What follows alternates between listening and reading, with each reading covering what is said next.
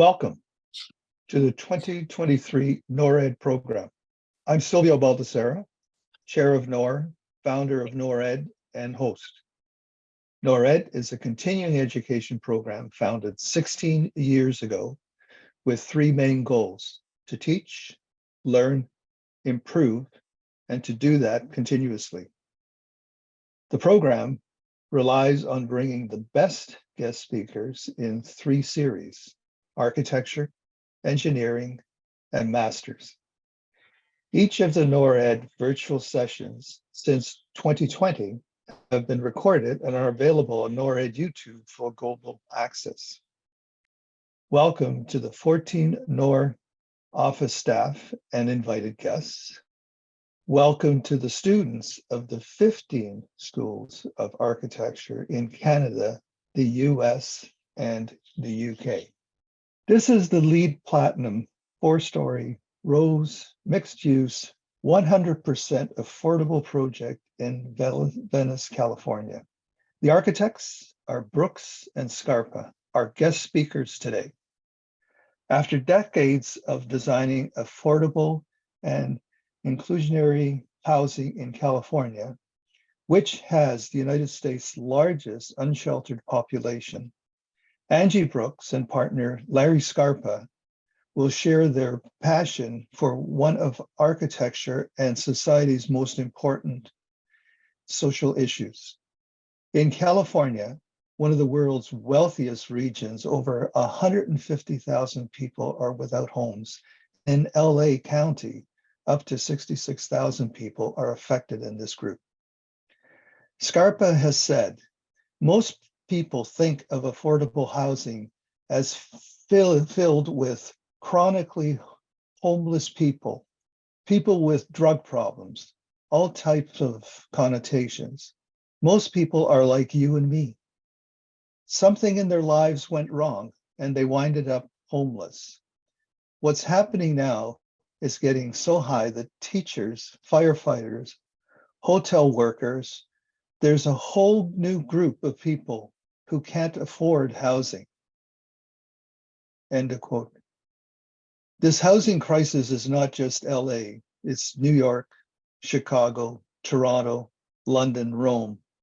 You know the cities, you've seen the cries. What do we as architects, planners, designers do to affect the politicians, policymakers, and developers and property owners? In 2022, Brooks and Scarpa were awarded the AIA Gold Medal. In their acceptance, Angie Brooks said, Larry and I have been doing what we think architects should be doing for the past 3 decades. We believe design has the power to improve people's lives. We've been working on all different types of projects ranging from affordable housing to homes for the homeless people to museums. The common thread that runs through all of the really high level of design thinking when it comes to the environment. Angie and Larry are the recipients of the 2022 National AIA Gold Medal. Angie is only the 3rd woman to receive this award, and Angie and Larry are only the 2nd duo. Angie is also the recipient of the 2020 AIA California Maybach Award, the first woman to ever receive this award.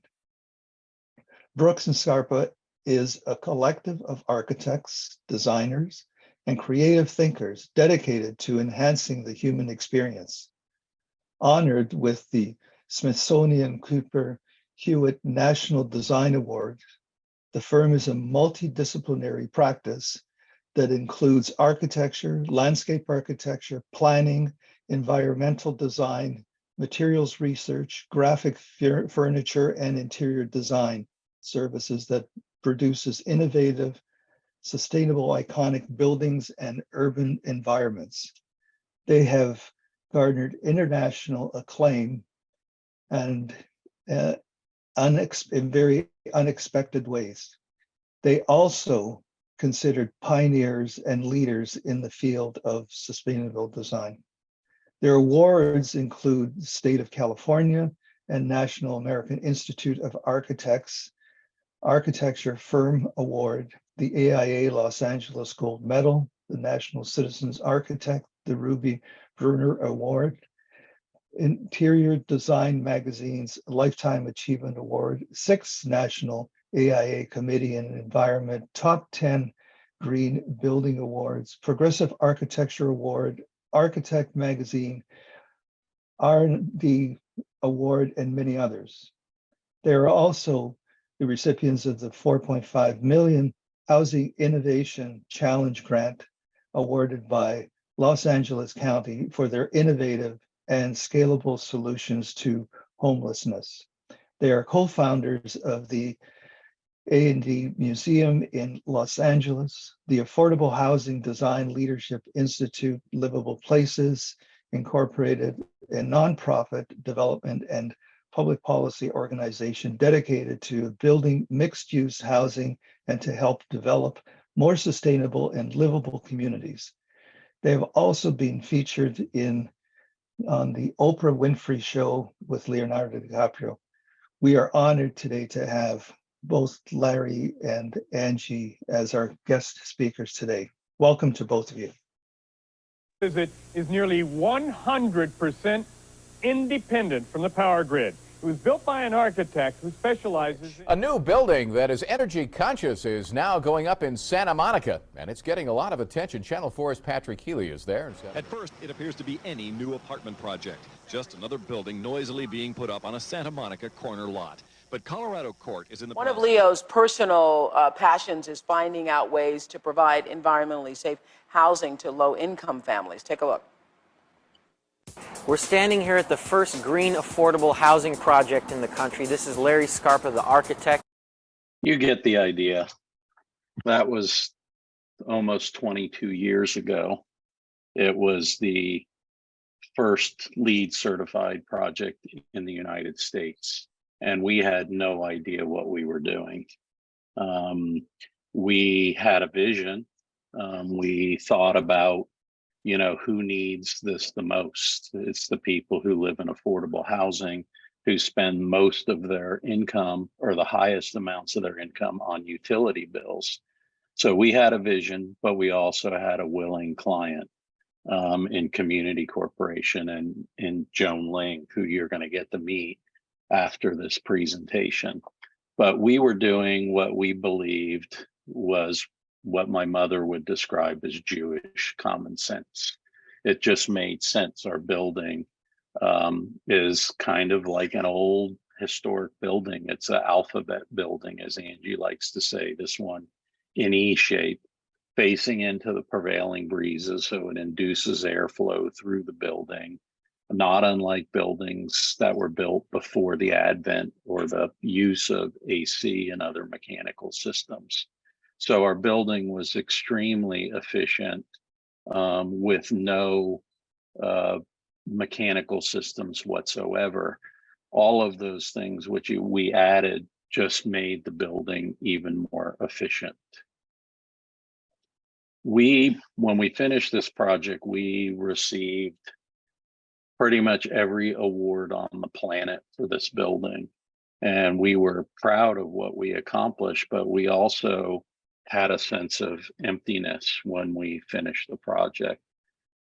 This is right downtown Santa Monica. This is like the prime world real estate.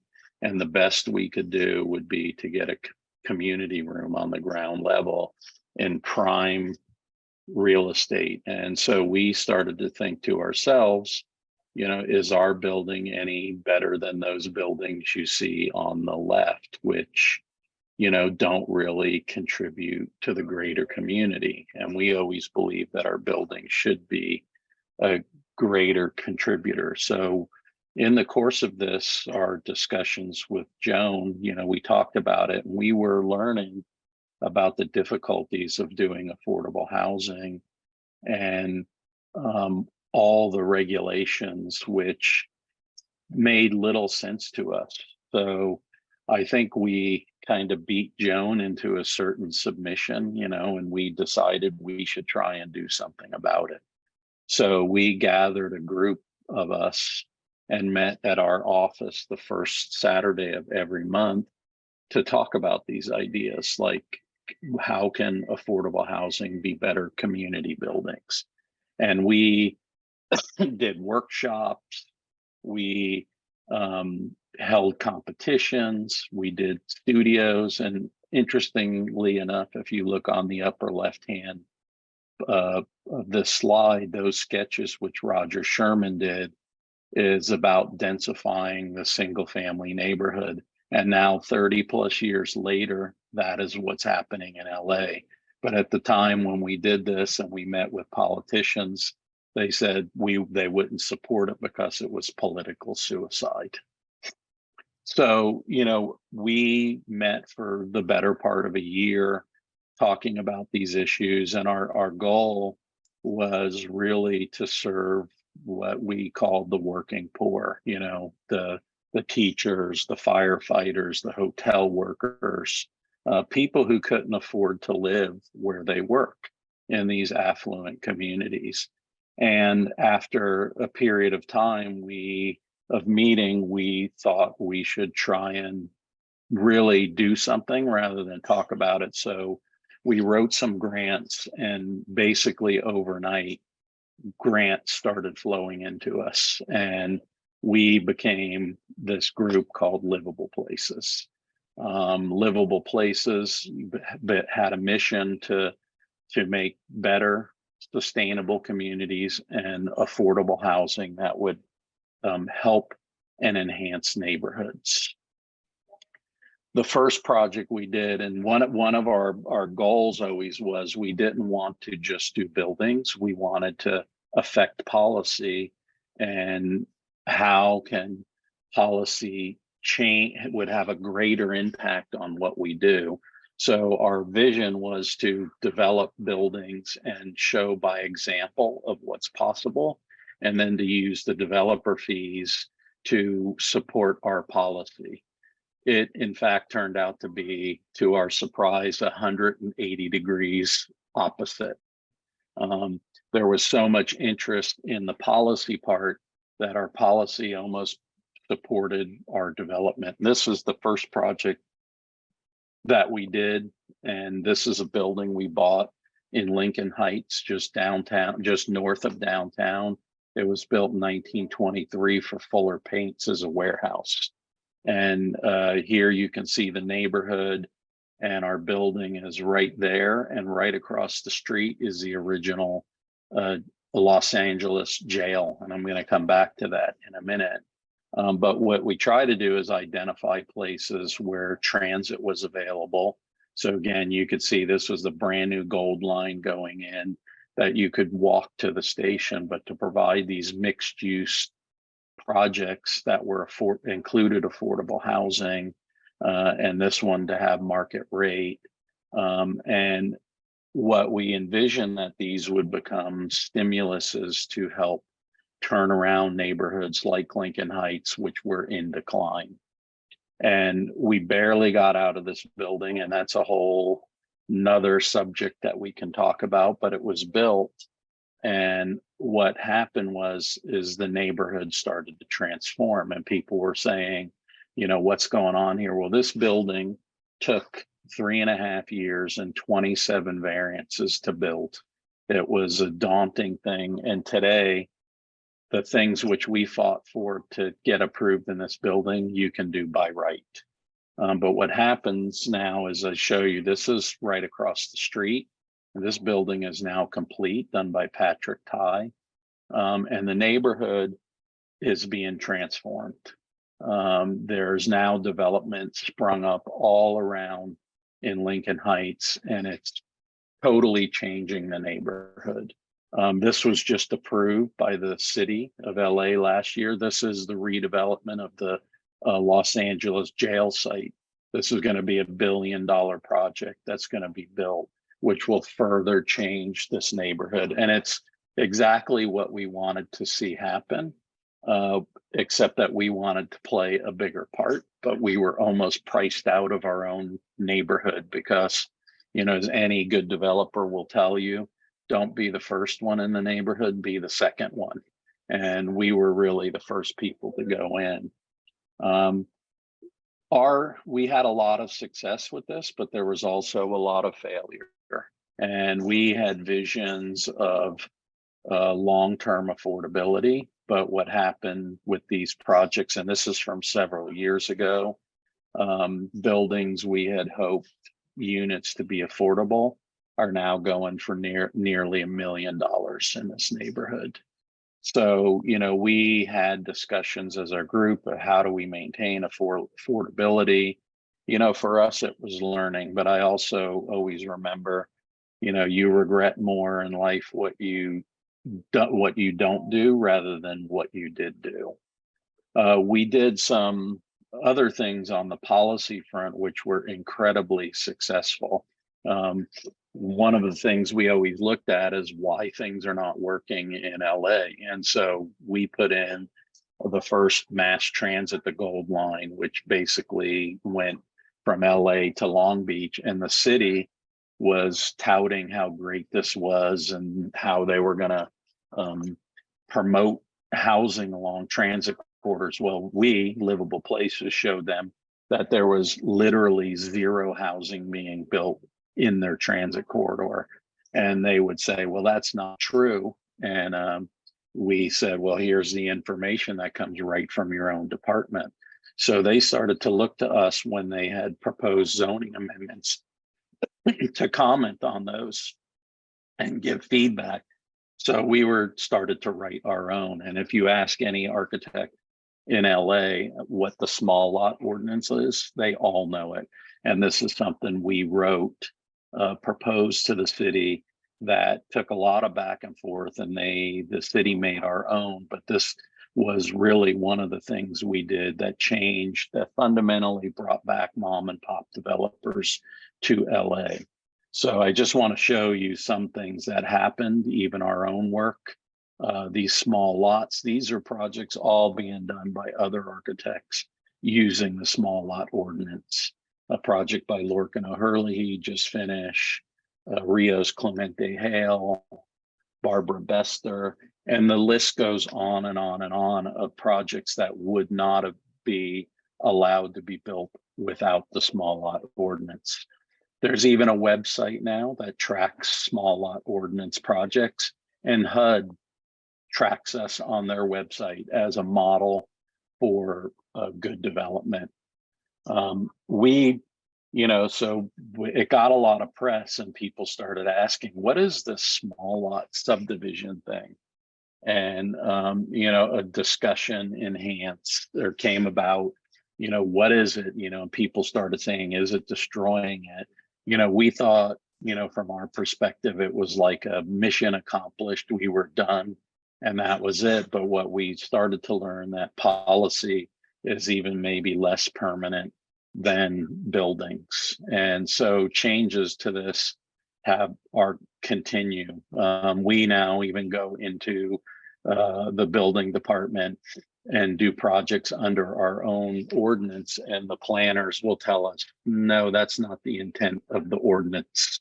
And it's just interesting to hear, someone several years later telling us what the intent is when we know what the intent is.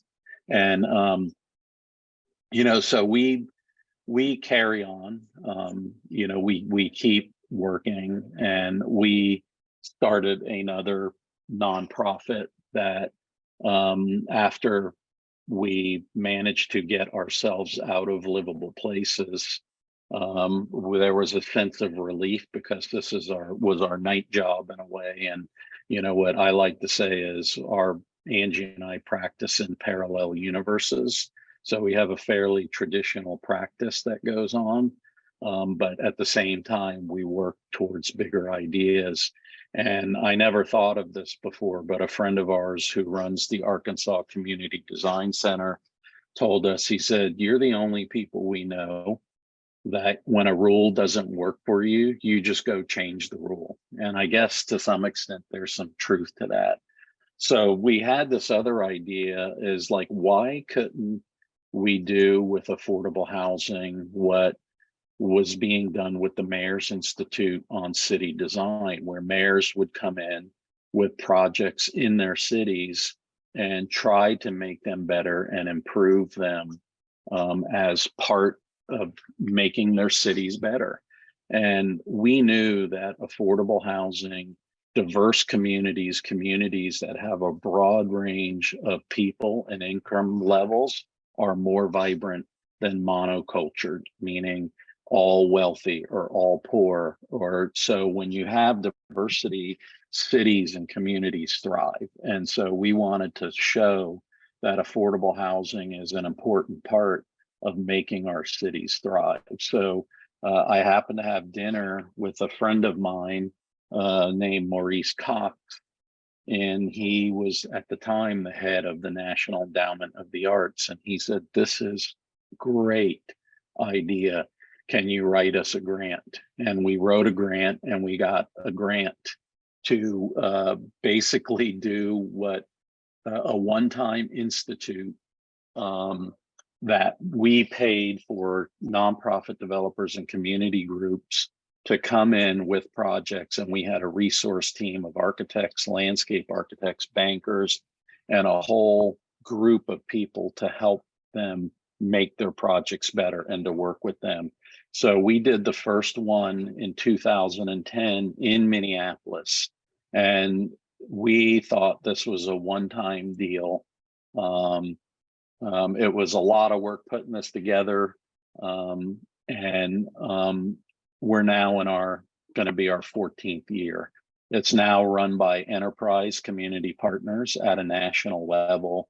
We've partnered with the Rose Fellowship, and enterprise has really taken this now to places we never imagined in 2010.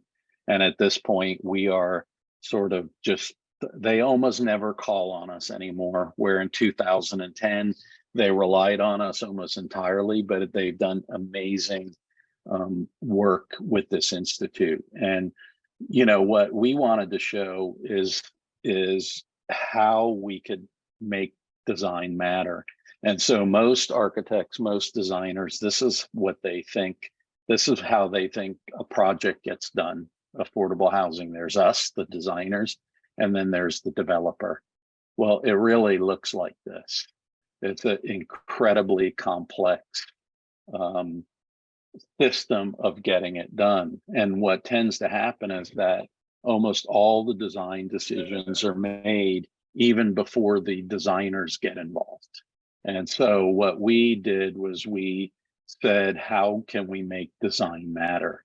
And one of the first things we did was we developed this Design Matters toolkit, where we could show developers the benefits of really providing kind of quality design and how the impacts that it would have.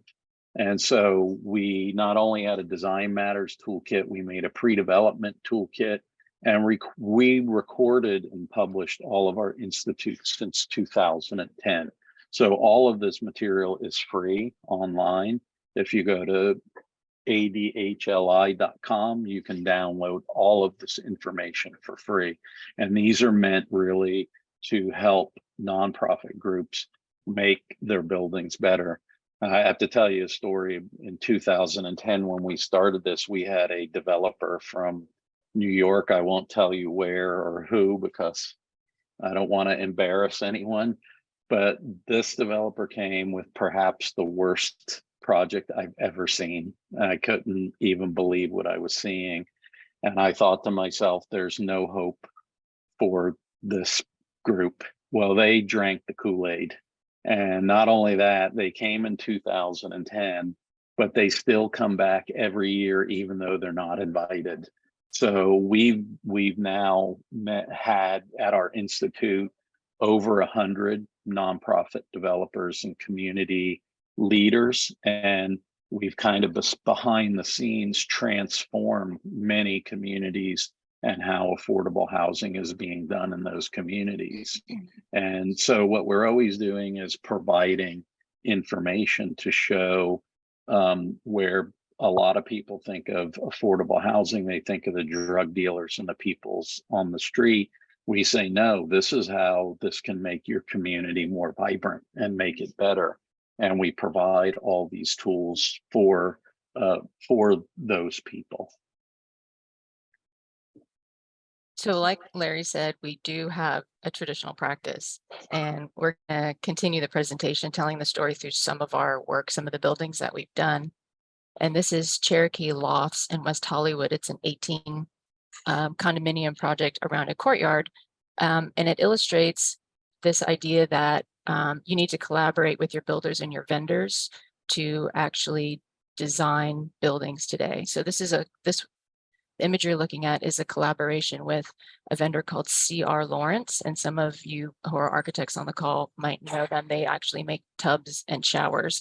And this is a perforated aluminum screen, which is hung from a frame, which completely wraps the building. C.R. Lawrence actually now makes this off the shelf. But the idea for us was really to wrap a building that is, the program is really a lot line building with terrible orientation. So this is southwest facing, also with a great view. So we wanted the units to have a great view, but also to be able to be shaded from the sun. When we designed the building, the client came to us and said, I really love this building. It's really beautiful, but we're over budget by about $250,000. And, we really need to remove this screen.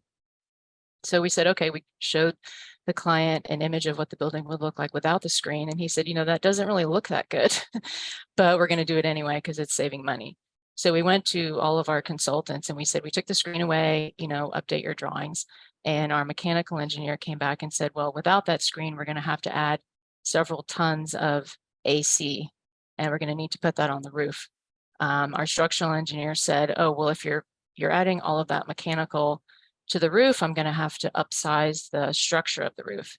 And we went around and around to all of our consultants. And at the end of the day, something that was $250,000 was a net $40,000 for the client, because rather than increasing the budget to accommodate all of this extra mechanical and structural systems, we were able to get this done within a budget, because it really shows that if you design performatively, so that the architecture actually reduces a lot of the load of the building, then you're actually closer to where you want to be. This project was on the site of an existing building that was actually a sound studio where Elvis Presley and David Bowie performed. So these units have sound stages in them. They're double height lofts, but they're pretty simple. They let light and ventilation in them. They're centered around a courtyard. One of the things that we like to ask people is who doesn't like natural light or ventilation? These are two things that everyone loves. You feel better when you're in a space with natural light, and it makes a lot of sense. So we also incorporated cut up skateboards. This is the kitchen. This is the backsplash. In the kitchen, we use recycled materials.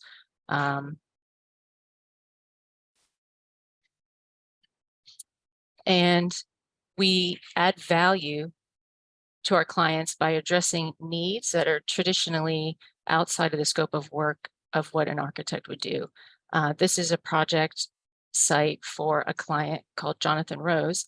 They're a developer out of New York City. They're a private developer who bought a series of high-rise buildings from Forest City. So you see Miramar Towers. It's a building that was built in the late 70s. It's precast concrete. And we were asked to renovate the building, which we did for them. Then they said, we really would like to have a West Coast presence, and we're looking for additional land. Are there any, large parcels in Los Angeles that you can think of that we could potentially buy? And we looked at the site that this building sat on, and, essentially it's sort of like a mini Central Park. It's a very big parcel separated by two improved streets, Miramar and 3rd Street. And we realized that they could do a simple lot line adjustment and carve off a portion of their site along 3rd Street that turns out was about 200 feet long by almost 100 feet deep, and actually use that site to build a second building. So we did that. The site is actually on a hillside, so it also makes sense where the building is actually a little bit lower than the high rise behind it. It's 135 units for for low-income people. This is 100% affordable housing. It's essentially two separate buildings that are connected by a breezeway.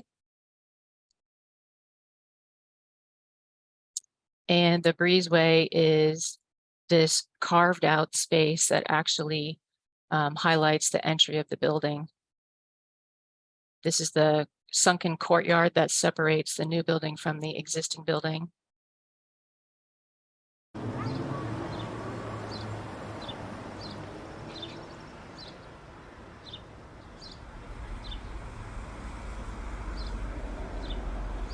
None of us at the end of a hard day at work say, I think I'm going to go to my housing unit after work.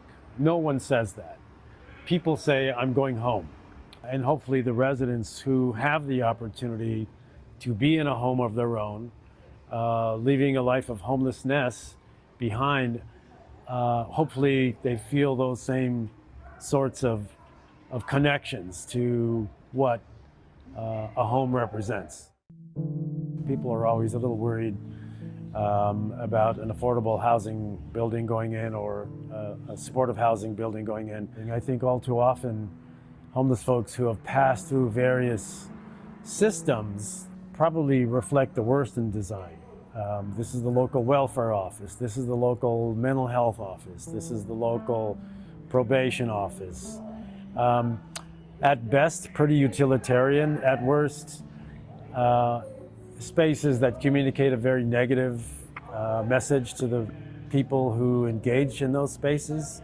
And we think that's a model that should be changed. Design can be used creatively as a solution to ending homelessness, no matter where it exists. So this is a rectangular shaped building on a rectangular shaped lot. Nothing terribly unusual about it. Pretty commonplace actually when you think about it. But I think it says you can do something really imaginative and creative in terms of crafting that solution, even on a plain old apartment building lot. Angie mentioned that the facade of this building is actually a space, which is the first time I heard her describe it that way, and I thought, that is really pretty interesting. The facade is actually a space. This is a great looking building on this block, even without homeless folks in it. The fact that homeless people live here, I think, once again, promotes a very positive depiction of what supportive housing can and should look like, in my opinion. I used to sneak in McDonald's and stuff, like after the restroom, and go in there and take a bath. My pride was really bad to just go and say I'm homeless. This building is marvelous. So I have family come visit. We have a community room. Like you want guests, your guests don't have to be inside your home. They can be inside the guest room, enjoy your company for a couple of hours, and send them on their merry way. We created an aperture which was lifted up above the street so that it appears really open. There's a visual connection to the street, but not necessarily a physical connection. You can come up on the roof and just relax your brains and get your thoughts out and make yourself better. This building right here will make you a better person. We train our tenants to be architectural critics. She's on her way.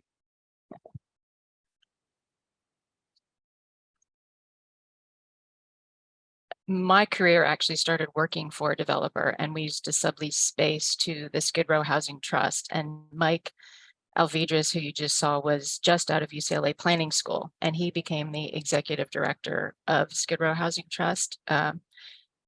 Known him for about 30 years, and this was their first building off of Skid Row because Skid Row in Los Angeles is gentrifying, and they needed to find land that they could afford within which to build some housing. This is 52 units for homeless veterans, and essentially the building's a frame. It's a very high performing building, but we don't really even talk about how high performing our buildings are anymore because we do it as a matter of course. It's a courtyard that's lifted up off the ground. And the concept was really to make this building look very open and inviting, yet be completely secure and private. This is the first time in my life that I actually met with a building committee that was made up of previously homeless people. And we originally had designed a monumental stair from the courtyard that connected to the street. And they said, Angie, we don't want to be connected to the street. We've lived on the street. It's a very dangerous place to be. So we actually disconnected physically from the street so that we created a courtyard that is visually connected to the street, yet physically separate. And we do that by this stepped planter, which allows us to get rid of the guardrail and a lot of the fencing that you typically see in the front of these buildings, which make them appear very defensive. The courtyard then can be open to what is really a community room, which is a shared space for a kitchen and sort of a lounge.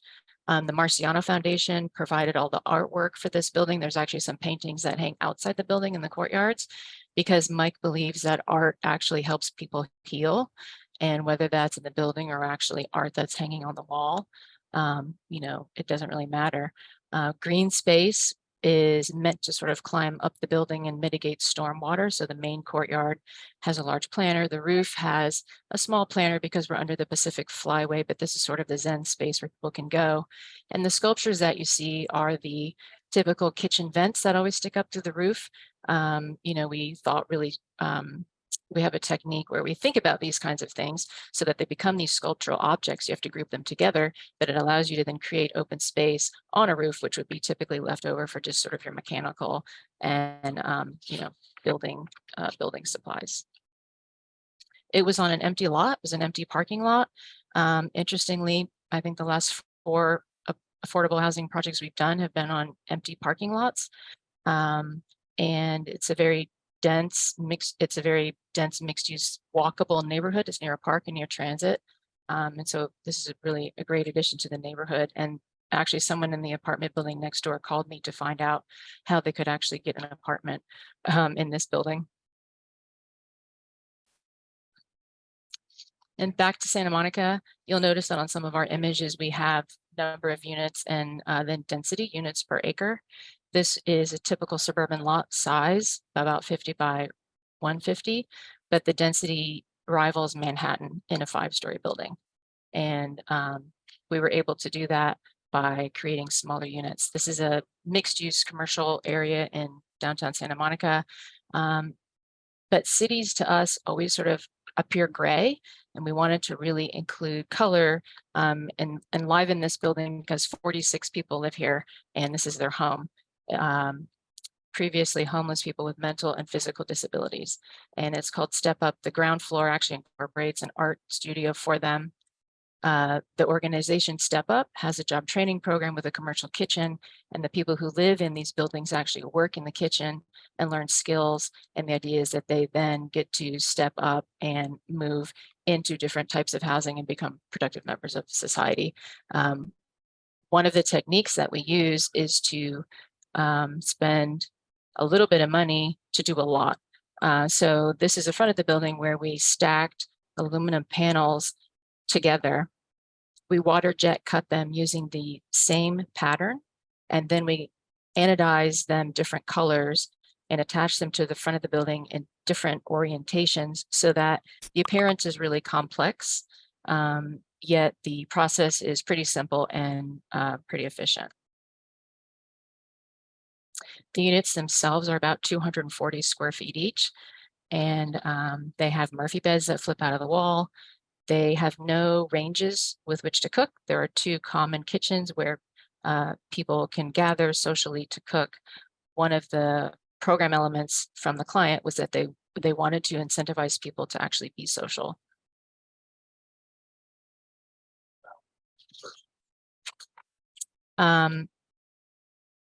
After this building was built, about a year later, I went back and met with the people who lived here. And one of the tenants told me that going from the street into an apartment was such a milestone for him that he couldn't sleep in the bed for about a year. So he had a key to his door, but would sleep on the floor because he was afraid that it would be taken away from him. And it took him about a year to feel comfortable enough to actually sleep in his own bed.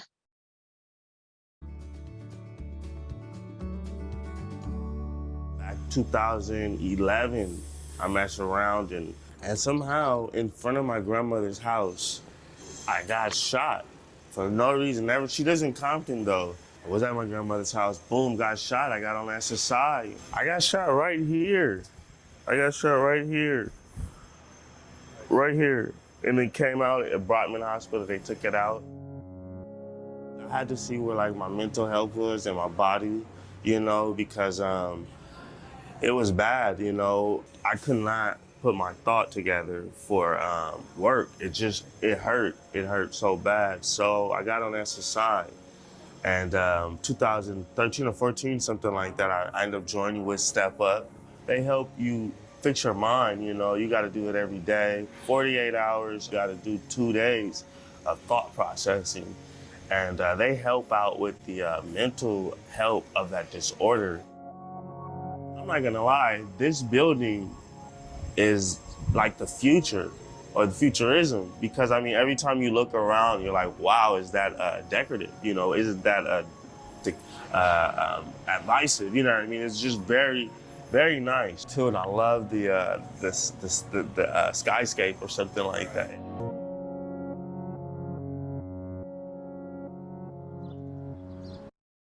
He still hasn't finished our architectural critic school yet, but we're working on him.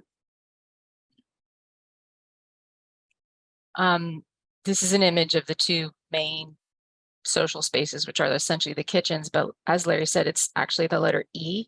So there are two small courtyards. It's naturally ventilated, no air conditioning, and the screen actually shades the building and reduce the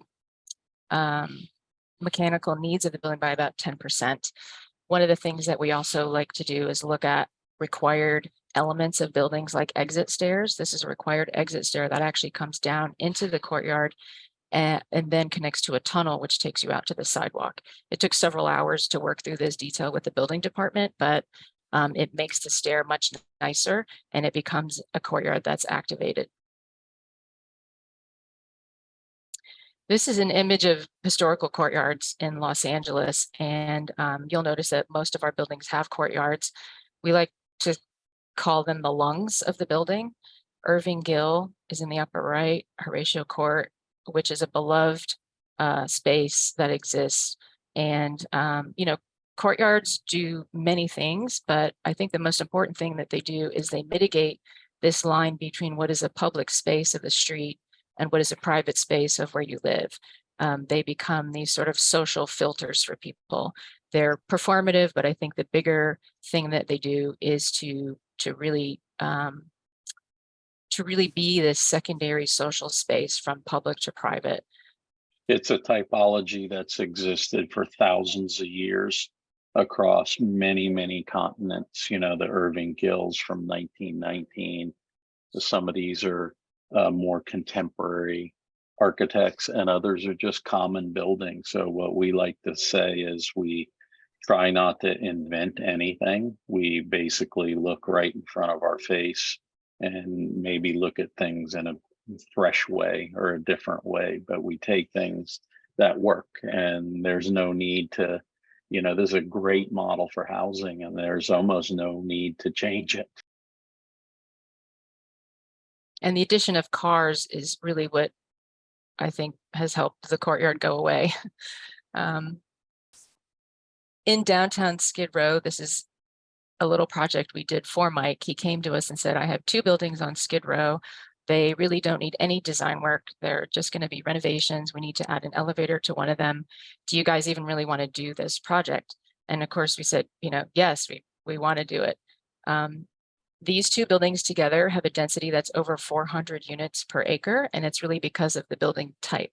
The buildings were built around the 30s and the 50s, and they have tiny courtyards. This is an existing photograph of one of them, and the courtyards have become these places where completely unused. They were a place where people would put their trash or their bikes. No one really used the courtyards at all. This was actually where the fire department could access the bedroom windows. Yeah, we saw these as design opportunities where our client was thinking none existed. We saw these as opportunities, no matter how small they were. So this is a building that has about 60 people living in it, and we cleaned up this courtyard. This tree is existing. We redid the fence in the back. It still is access for the fire department. And then you can see the screen has actually movable panels. Those are panels that actually cover bedroom windows that looked onto the courtyard. And then what you're looking at are seats that are on a track, so they slide back and forth so that the courtyard can be used in different ways at different times, in different times of the year. And this is now a very well-used social space for the people who live here. But courtyards don't have to be large. This is the other building, which has a side yard that's only 8 feet wide by about 60 feet long. And it was just this leftover space that people would throw trash into. And actually the client had to hang a net so that the trash would fall on people's heads. But it was really a place that you really didn't even want to be. So we took a look at that and thought, you know, there was some potential there. So we designed this space. It didn't take a lot, just took a little bit of thinking. Each tenant has a pot. Each tenant has a plant and they can water their own plant. There's some success to that. But people come out here and talk. This space opens directly into what is their kitchen. And this is a building type that I think should be incentivized in our building codes today, which is the units above are single rooms, more like hotel rooms, with tiny sinks and refrigerators, but everyone really uses the social space on the ground floor to eat and to be social. The existing drawing is on the existing photograph is on the upper right. These were spaces that were not really well used, and we really didn't do a lot other than sort of open them up, give them some new materials and painting.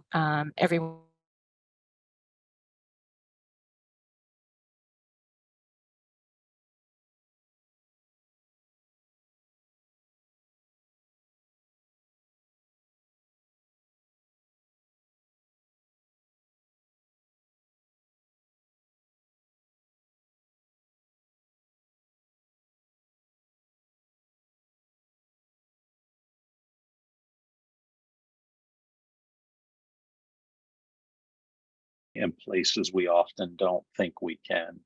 So we had at our office, we bought this building 6 years ago, and it was an old auto parts store, which we converted to our office. And now the driveway, which is 10 feet wide next to our building, we are converting into a mixed use building. So it fills that gap. We're going to be able to keep our shop below and expand our office on the second level. And then we're going to have housing up above. So this is what it's going to look like. You could see our existing office.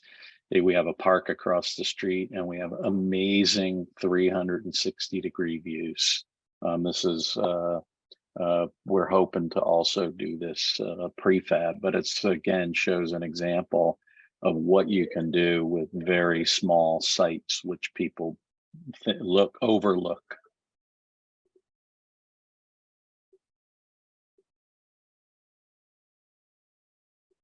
So the space between buildings is actually sometimes more important than the buildings themselves.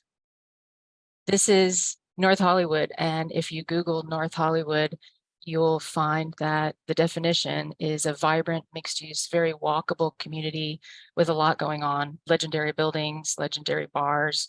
But if you look at the lower right image, this is what some areas of North Hollywood look like, and our site is right here at this intersection. It's not a very walkable site, but this project represents what we call inclusionary zoning. And inclusionary zoning is a mix of both affordable units and market rate units. And it's another courtyard building. This building has retail on the ground floor. For us, we like to think of this building as sort of a village within a village. We hope that it's an example that other developers will look at and take and start to densify this neighborhood. The inclusionary zoning policy in Los Angeles, I think, is really great. It allows a developer to take advantage of several incentives that allow the developer to have greater height and greater density and less parking. And I think it's a great model for cities. The units themselves that were towards the back of the courtyard, I was asked why we didn't design this building so that all the units face the front street. And, you know, if you create a frame like we did with this building and several others and put the apartment units in the back, they actually have a view of the street and they also have the courtyard. The courtyard becomes this really private, actually very quiet space that's open to the gym and the community room, and it becomes really the front yard for the 60 families that live here. In Venice, California, this is the Rose Apartments. It was just on the cover of Architectural Records, so you may have seen it. But Irving Gill again is in the lower left, and it's another courtyard building. We haven't built affordable housing in the city of Venice in 20 years. So this is the first one in 20 years that we've built. It's 35 units for previously homeless adults and for what we call TAY young adults, which are young adults transitioning out of the foster care system. And it's, again, a mixed use building. The Venice Community Housing nonprofit has their headquarters on the ground floor. And this was another situation where the client came to us and said, we're looking for additional land, but there's no additional land in Venice. What can we do? And I looked at where they were, which was essentially this site in a one-story building. And I said, you have a lot of unused density on your site here. Why don't you just develop this site? And so that's what they did. We took down their buildings and built this new building for them. And the materials that you're looking at are simple. This is a wood frame building with stucco. The front, we spent a little bit of time on the front of the building, making it appear as a really nice sculpture. We wanted this to be a building that people in the community would actually look at and love. And then we added a sparkle grain to which is essentially just white stucco, and it makes this building actually glitter. One thing we didn't realize is that in the daytime when the sun's hitting this building, if a fire truck goes by, with its lights on, the building actually turns pink because the truck actually reflects in this glitter. And people have called us and asked us, where we got that type of stucco. And it's really not something that's off the shelf. It's really a process that is just looking at ordinary materials and figuring out a way to maybe tweak them a little bit so that they appear different and special. But this is the same technique with a stepped planter in the front, an open courtyard that's open to the street. And because this courtyard is relatively small, we connected the second floor with the third floor with a stepped wood deck system that rainwater actually goes through. And there's a community room. This is, again, what we call permanent supportive housing. So there's supportive services on site. And then amazing views from the fourth floor of this building. And why would you give the view to just one or two units? So we elongated what is essentially the exit stair landing and made this really nice kind of bird's eye view that everyone can sit and enjoy the view from this building, because everyone really deserves a view. And we're working in Florida. We have 3 projects that are senior housing in Normandy Isles. This area of Miami Beach has not seen really any affordable housing done in the last several years, but you can throw a stone from this island and hit where Ivanka Trump lives. So, a lot of really wealthy people live here. This small building is 20 units of senior housing. And because it had to go through the historic department, we looked at mid-century modern architecture of the area, and the breeze block and the open courtyards. It's really just such a beautiful thing. We really took that and turned this building into kind of a modern, mid-century modern building. In this area of Florida, sea level rise is such an issue that the street in front of the building is going to be raised 3 feet in the future. Our ground floor had to be actually 8 feet above the street. And then the floor where people live is actually 20 feet above the street. So we had to design the building to accommodate 3 feet of the street being raised in the future. And so the challenge is really how to connect your building again to a street where you really want it to be connected spatially. The other two buildings are called Vista and Breeze, and they're larger. They're about 130 units together, and they're the same sort of courtyard building with planting. But again, the challenge is how to connect the courtyard back to the street. So we're doing that in this building with a stepped planting, with ramping and social space on the ground floor. And we're using traditional materials, breeze block and courtyard and cement block. This is a project in Chicago. This was a competition which we just won, and you'll be able to hear a little bit more about this shortly from Reed Kroloff, who's part of our panel discussion. But it's ultimately will be 200 plus units, but the first project we're building is the one right in the center, which is called Hub 32. It's 63 units of affordable housing in Garfield Park. It's a beautiful site. What you see in the foreground is a building that was built not too long ago called the Hatchery, and it is a incubator to really based around food to train people in the food and hospitality industry. The transit station is there.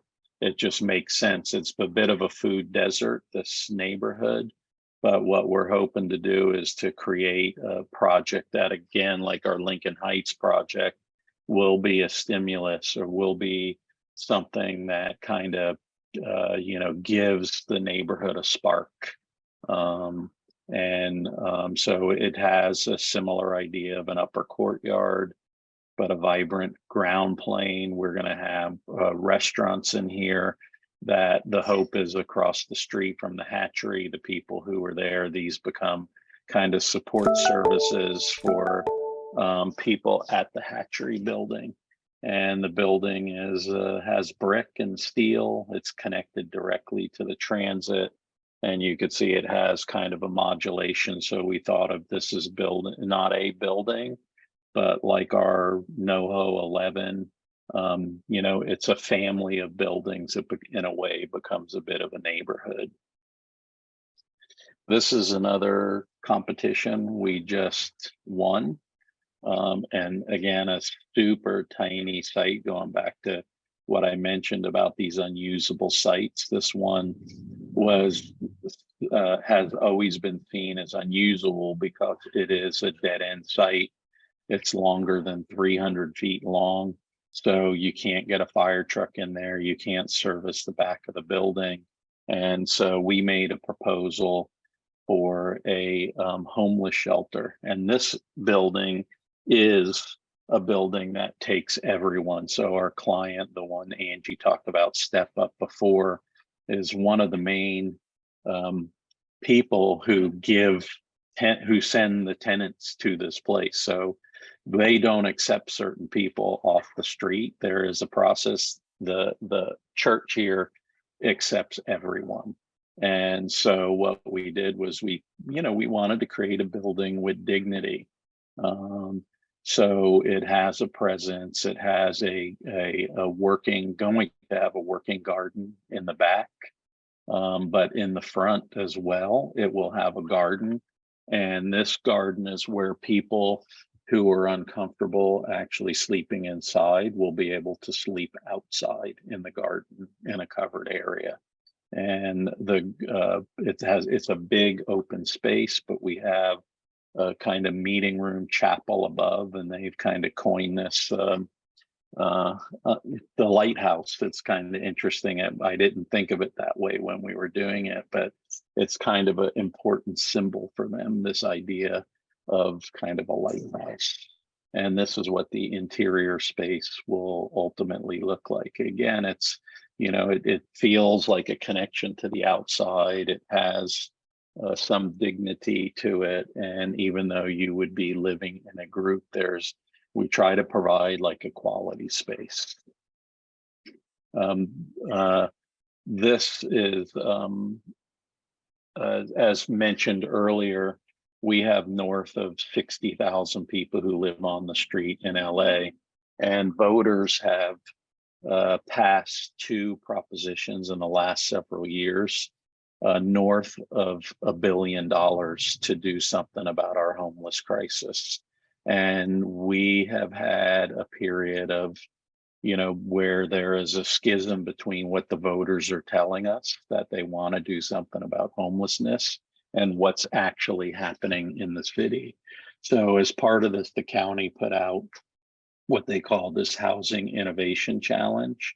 And I think this was mainly targeted for developers to show they were going to make available money for people who could provide scalable solutions to the housing issue. And we, as architects, said we could do this. And so we actually put together a team that included the developer, Community Corp, and we submitted for this project and won. We were one of the winners of it. And the idea, we called it the Nest Toolkit. Angie named this after the nesting habits of birds. And some are permanent, some are temporary. But what we did as part of this is there are 29 cities within LA County, and most of the residential lots, 80% of them are these 3 sizes. And so we looked at the codes of all of those cities and came up with a buildable area, and then designed a kit for other designers to use that would fit into these configurations or sites. So the idea would be that you could select the modules based on your site.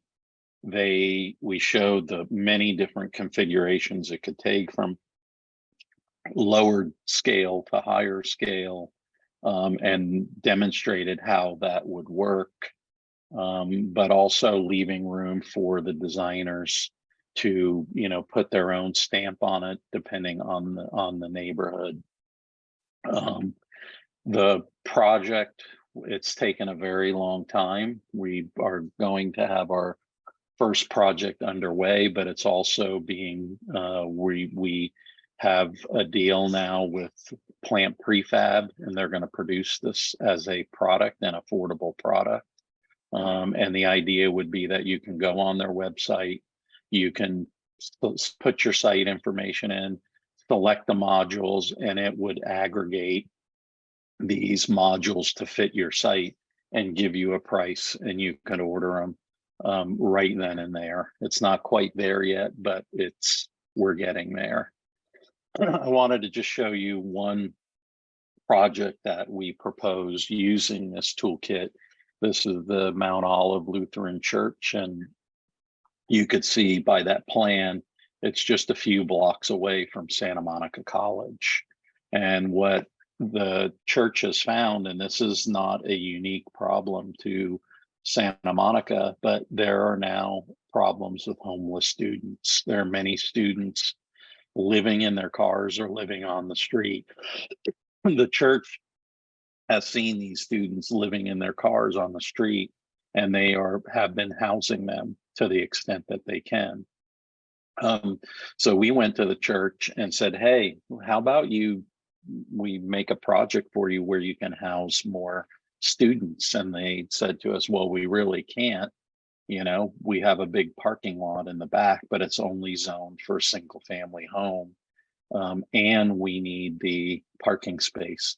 So I said, what would happen if we could put some columns in there and do it on off hours, and then do this prefab system above? And they thought that was a great idea, but they said, we can only do a single family home. And so what we proposed was a 15-bedroom single family home. And Santa Monica also allows accessory dwelling units. So we have a 2-bedroom or 3-bedroom accessory dwelling unit as well. So we wind up with 18 bedrooms, single family home. The city always hates us because and 2 kitchens. 2 kitchens. They always hate us because we find ways around their rules, and then they change them.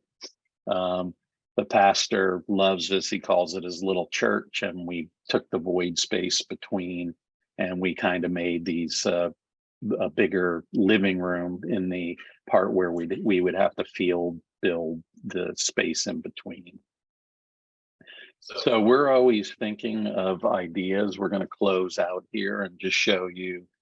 Angie and I had this idea, is like, you know, why it's like how you tell the story. Like the story always around affordable housing is negative, you know, and can we tell the story in a different way? And so we came up with this idea of doing an art show around housing. And we went to a local gallery in Santa Monica, and we convinced them that we could do an art show around this idea of housing. So we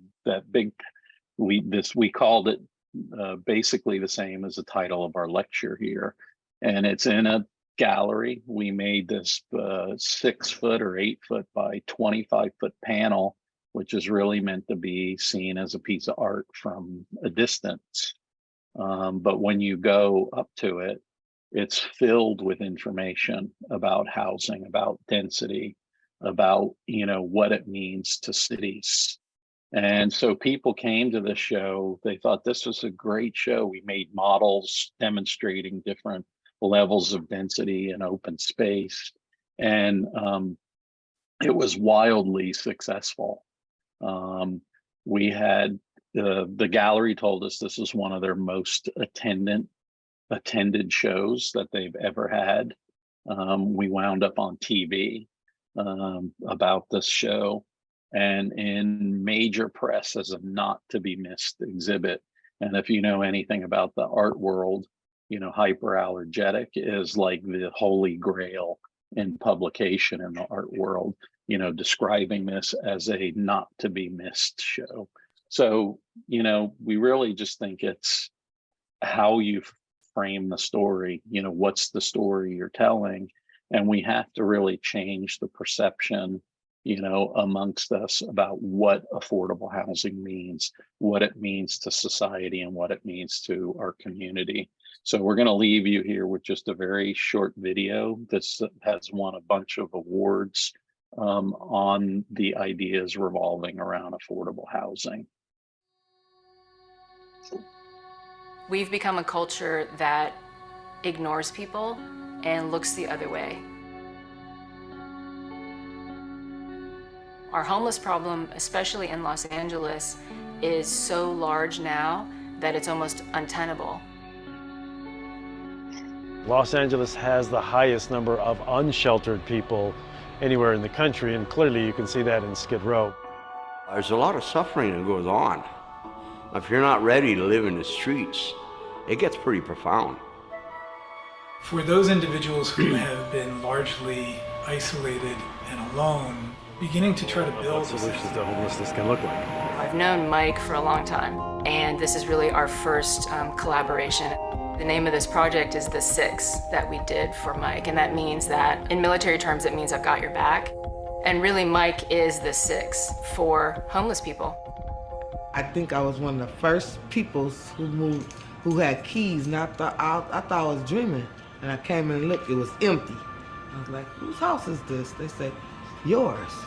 I got a little radio, a microwave, a crock pot. What more can you ask for? They have everything contained in their own unit, but then we have my breath away. Because I've been suffering for a number of years. Suffering for years.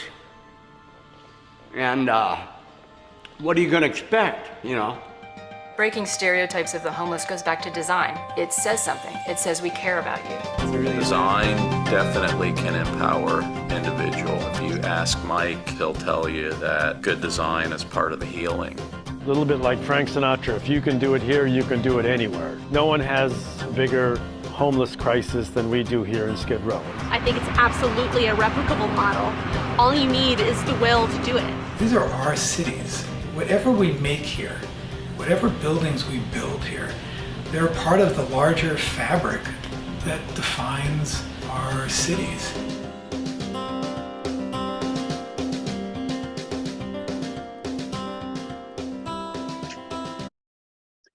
Thank you, everyone.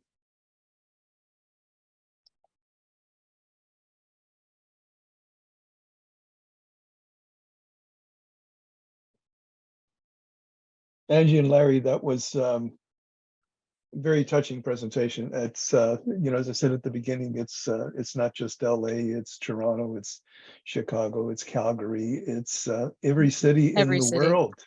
And the reality is that you know, what can we do as architects? We can do our some of it, but it's a large group, and the commitment that both of you have spent in your lifetime, it's just incredible what you've actually done. But before I go on, thank you very much for that presentation. It was just thank you. Quite incredible. I want to bring on our panel to continue this discussion, and I'm going to start off with the panel, and if you'll turn on your cameras as I introduced you. I'm going to start off with Reed Kroloff, who is the Dean of the College of Architecture at Illinois Institute of Technology in Chicago.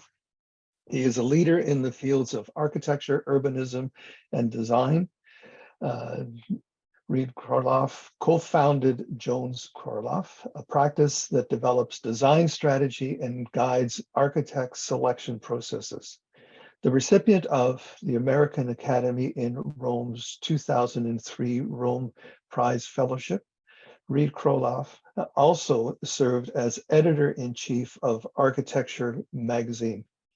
Additionally, Kroloff directed the Cranbrook Academy of Art and Art Museum in Bloomfield Hills, Michigan, and was dean of Tulane University School of Architecture in New Orleans, which he held through Hurricane Katrina and its recovery.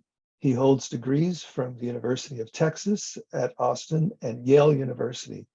He has served on numerous boards and advisory councils, ranging from the Chicago Architecture Foundation to the Register of Peer Professionals of the United States General Services Administration.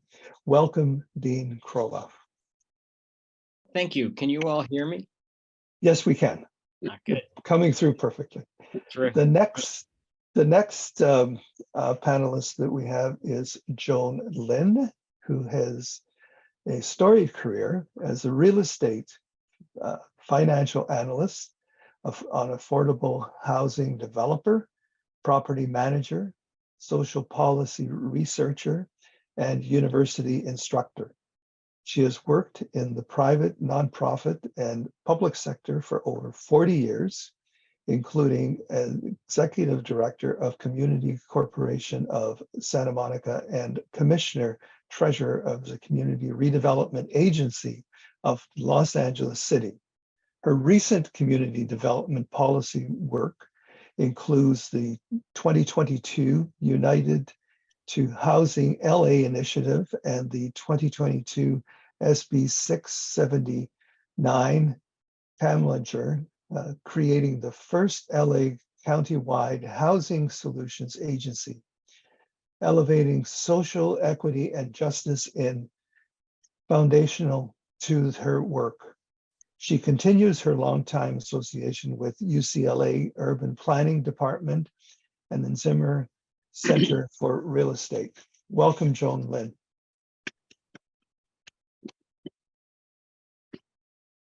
Our third panelist is Pauline Tim, who is the Director of Practice, Ecosystems, and also an Associate in Architecture and Urban Design at Dialogue.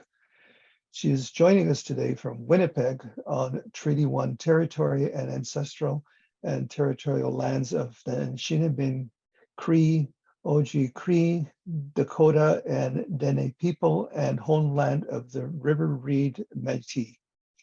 Over 18 years of experience in practice and teaching of architecture, Pauline has taught undergraduate and graduate level architecture design to BCIT and Boston Architectural College and Dalhousie, and has an invited architectural critic at MIT and Rhode Island School of Design, BCIT, and the University of Manitoba. Pauline's practice includes work in both the United States and Canada, and has focused on planning and design of housing, arts and cultural projects. Pauline is an architect, an educator, and serves as director of DEI and AIA Canada. Welcome, Pauline Tim. I'm going to welcome to all three of the panelists. I'm going to start with Dean Kroloff, who is probably closest to Angie and Larry. And Dean Kroloff, would you like to comment on the presentation we've just heard? Sure. First of all, thank you all for inviting me, and thank you both to NORR and to Angie and Larry, who I've known a very long time, almost since the practice began, and even in a previous version of the practice, dating back to their earliest work in Los Angeles. And I can tell you, when I met them, I was a junior editor at Architecture Magazine, and they had just finished a project, a little art gallery project on the West Side that looked so exciting. It was one of the first times anybody had done something in LA at that time, we're talking back in the 90s, that wasn't just a kind of cheap ripoff of Frank Gehry.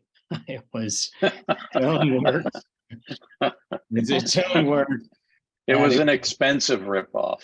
An expensive ripoff. And it was kind of, it was jagged and clangorous and seemingly bratty and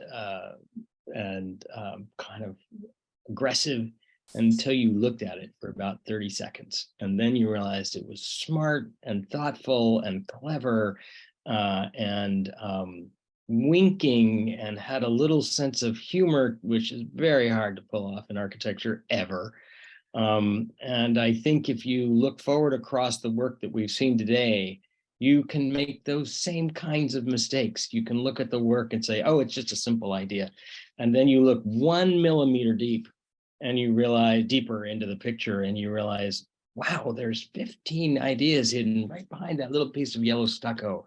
Or there's 10, it's just a courtyard building. No, it's not a courtyard, just a courtyard building. It's a courtyard building that does this and this and this and this. And yet, despite the seriousness, the heaviness of often the subject matter of homelessness, for instance, that Angie and Larry deal with every time, there's a human quality to it. If the art gallery had a kind of a winking nod to the realities of contemporary art, these have a knowing glance toward the realities of making buildings in complicated situations and complicated cities. And I think that's a beautiful evolution over time. And it's a long time. This is a mature practice. This is a practice that has done dozens of buildings in many contexts for lots of different types of clients. Yes, there is now a great respect for the extraordinary body of work done on behalf of affordable housing and the homeless. But their work covers a much broader range than that. There are museums, there are private homes, there are community buildings, there are commercial buildings, art galleries. I mean, there's just a tremendous range, and people don't always remember that in the face of the extraordinary good work that the firm does. And I don't mean good work as in good design. I mean good work as in work that is good, good in the kind of sense, good works that one does. It's interesting you identify that, Reed, because there was a time where, like, we've always done this work, but we were known for something very different. We were also working in the entertainment industry and doing these highly crafted things. And we always talked about that. And then at some point, no one knew the social aspect of what we were doing. And we said, why don't we talk about that some, and so we started to make it an agenda, and even our friends would go, I had no idea you did that. So well, the first famous works were, the first works that we published really the story was much more about, oh, look, there's a lot of sustainability going on here. Yeah. Before sustainability was really a subject matter that people discussed, right? Mhm. So I'll conclude my statement, my opening statement, with two short things, which is one, I hope that people will go look at the multiple volumes of books by and about the practice and see it for its totality, that this is an innovative practice that attacks serious problems of a variety of types across a variety of typologies, and routinely comes up with solutions that are so smart and so thoughtful, that really they kind of are a typology unto themselves as practitioners, which is the second comment I want to make, and that is that Brooks and Scarpa is really I think the best embodiment of a trend that we've seen growing quietly, really since the founding by Sam Mockbee of the Rural Studio 25 years ago, of what I would call citizen architects. Architects who see their role as doing great buildings, but those buildings are in service to a larger good, and it's always a public good. And that has inspired now 2 generations. I'm in academia at the moment, 2 generations of students behind them, and dozens of programs in colleges of architecture around the country and around the world that are meant to create an environment where students can participate in the same kinds of activities early in their career. And to my mind, that is absolutely as important legacy as the buildings themselves, a legacy of changing the entire profession, of helping it move through a pivot point that's really, really important. And so I'm delighted to be here to say, let's celebrate this kind of practice and these kinds of people. The AIA did not make a mistake with its gold medal. It's which they sometimes have. This time they just hit the nail right on the head and provided a lesson for all of us, or conveyed a lesson for all of us that Angie and Larry have already provided. Thank you, Reed. The check's in the mail. Thank you, Dean Kroloff. I think that you speak incredibly well for the entire profession, and it's thank you for bringing up the rest of the portfolio, because there's a huge portfolio there that we didn't talk about today, and it's not just about the affordable housing part of it, which is an excellent portfolio. It's okay. It's just there was a time where we had a very difficult time putting together a 45-minute talk. We would sometimes have to borrow other people's projects to make it happen. Now, it's nice to be able to edit it. we'll have to come back and do another NORR. I'm going to move to Joan Ling. And Joan, as both Angie and Larry has said, I mean, it's, from an architectural design point of view, there's just so much that you can do. But from, unless you've got a developer and a group that's part of this, work that you want to do, especially with our affordable housing, it's pretty difficult. I mean, you've been part of this, so maybe you want to talk a little bit about the presentation and your work, and have some initial thoughts about the presentation that both Angie and there is no us Larry, without Joan, really. Yeah. So Joan, over to you. I think she just froze. Just lost her for Can you hear me? There she she is. is. She's back. Yeah, we can hear you now. Good. We're good. Hi everybody. I've been collaborating with Angie and Larry for the last 25 years on a number of projects, and it's really a treat to watch and see their presentation, and I feel like I was going down memory lane and about all their accomplishments. I feel that I learned architecture. I went to architecture school by all the lunches that we had where Angie and Larry will school me on their thoughts about architecture and design. Thank you, both of you, for your education. I'd like to talk about two things. One is like touch on a little bit about the business end of architecture, and the other one is a little pep talk based on what Larry and Angie have been talking about. So let's get rid of the business first. As an affordable housing developer, I can tell you that what we look for in architect are a few things. And in no particular order, we look for people who have a design flair. And more importantly, that design sensibility has to be consistent with what the community where we're developing would be comfortable with. And sometimes it works and sometimes it doesn't, but that compatibility is pretty crucial. The second thing is the nuts and bolts of being able to draw and produce buildable plans. I have in my lifetime, worked with enough architects to know how hard it is to make a project, to realize a project when we don't have buildable plans. And I have to say that Angie and Larry are two people that I could say, I can just close my eyes and not worry about that part. Joan, you're being recorded. You can pay me later. The third thing is about a convergence of a few things that Larry alluded to in this chart with like multiple players in the development process.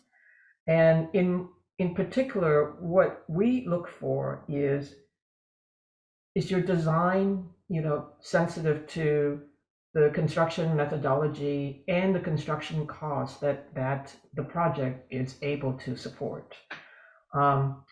Is the design respectful and push the envelope when necessary, the planning and zoning code, as well as the building code? Because we don't want cookie cutter projects, but we also don't want to have projects where we have to go through, as I think Angie said, 27 variances and 3.5 years of planning approvals either. And the last thing that we look for is architects who have a presence in the community. And when I say presence, it's not only just having done projects in the neighborhoods where the project is located, but are they active in the social aspects of that community? Are they active in finding solutions, social solutions, as well as regulatory solutions and practical solutions to the field of architecture, specifically in the areas, in the neighborhoods where the project is located? So those are the business points that I want to bring up, and I feel that Larry and Angie are incredibly astute in terms of their ability to address every one of these issues, every one of these qualities that we as developers look for in architects. So about the pep talk, Angie and Larry's talk today really inspired me to think a little bit deeper about what is the role of architects and designers. Today, we're faced with climate change. We're faced with growing economic inequality. We are faced with threats to our democratic governance. And I believe that architects have a very important place in our society and in addressing these challenges. Larry and Angie exemplifies the solutions that architects can provide. They recognize that an architecture practice has to be situated in the larger context of social changes, physical changes, environmental changes. Their design is always sympathetic and sensitive to the built environment as well as the natural environment.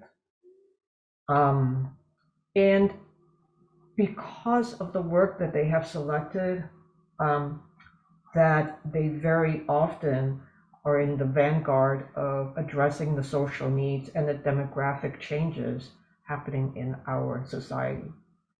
So I would say, as architects and designers, I would really encourage you to think about your practice in a multifaceted way.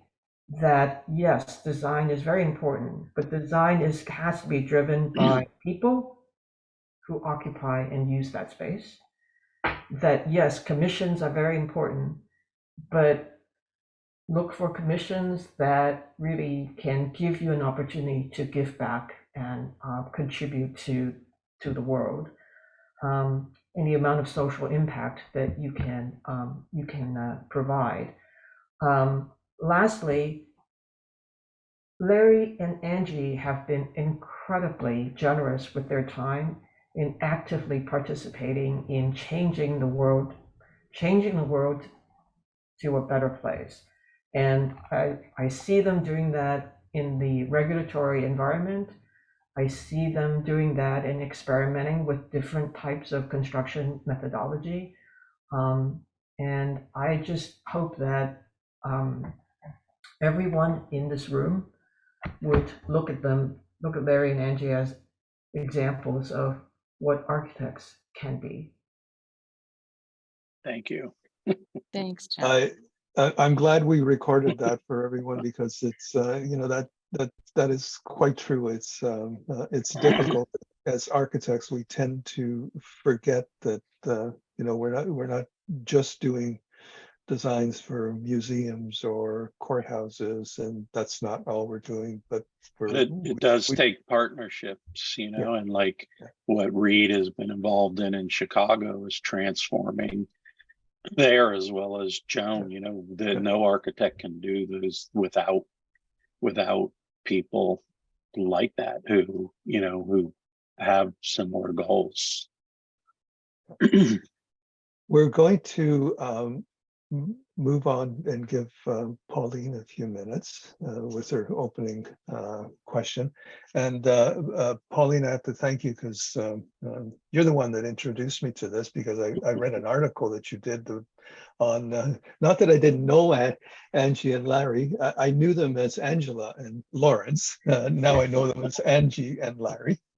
But Pauline, you did an article in Canadian Architect. It was an interview, and it really was a great interview on the two of them. And so your thoughts about the presentation today?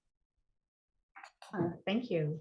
And I will also just chime in along with everyone else, how inspired once again to listen to Larry and Angie and hear even more about their work than, I feel like I learn something new every time. And I'll just say I'm a little bit of a maybe odd duck here in that I've come to know Larry and Angie only more recently. I've sort of been a long distance admirer up until then, familiar with their work, but just so thrilled for the opportunity to have a chance to speak in person last year and learn a lot more and stay in touch. So that's been a real thrill for me. And I'll say likewise. Just building on earlier discussions here, I think what strikes me is really the well, first of all, that the gold medal award, it was overdue, in my opinion.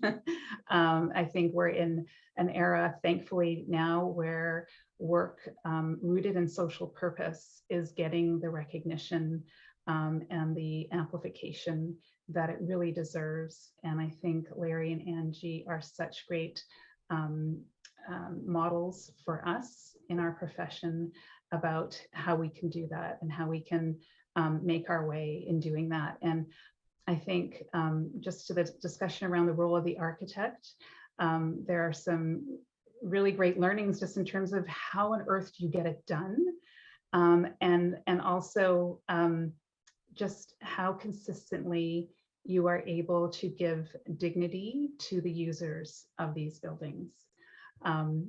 And so I think, Angie, in our earlier conversation, that you used a term problem setter, and that really stuck with me.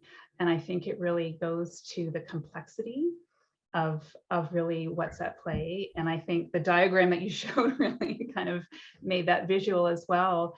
But just so admire the stick-to-itness, you know, the ability to either bend the rules or change the rules in a way that gets to the issue and that really addresses the problem at hand, which I think, as you've spoken to in this notion of problem setting, that we as architects are so well positioned to really understand in ways that I think all the others in that diagram may not have that same perspective. And so very much appreciate hearing the war stories, you know, what it really takes, because it's easy to give up, I think, and be discouraged. And I think you've really modeled for us how that can be successful. Even though, as you say, policy is something that's maybe less permanent in the end, but that it's worth the fight, and that you just keep at it. So very much appreciate it. Thank you. Thank you. Yeah. I mean, I actually think that all architects are citizen architects. I know we've kind of put that off to the side and said, oh, she's a citizen architect or he's a citizen architect, but just based on who we are and what we do, you know, we are citizen architects. And like Joan said, you know, I really want to get to a place where the mayor of the city says, I can't make that decision because I don't have my architect standing next to me, rather than my counsel or my attorney. You know, where's my architect? That's the place I want to get. I agree. I just want to pick up on, and it's been said, but there is your day job, and it sounded like there's your day job and there's also your night job, and it sounds like, you know, there's so much invested in what you do to give back. I'll just diverge to a small story that maybe Dean Kroloff would enjoy. A few years ago, we did a small project as a result of Katrina, where we provided. We took 350 people from New Orleans to what was called Canadaville, with an entrepreneur from Canada, Frank Stronach, who we built housing for 350 people in Louisiana. And it was one of those projects that we did and as a give back, and the community was there for 5 years, and then it was given back, and it was such a difficult, and we did it in 3 months.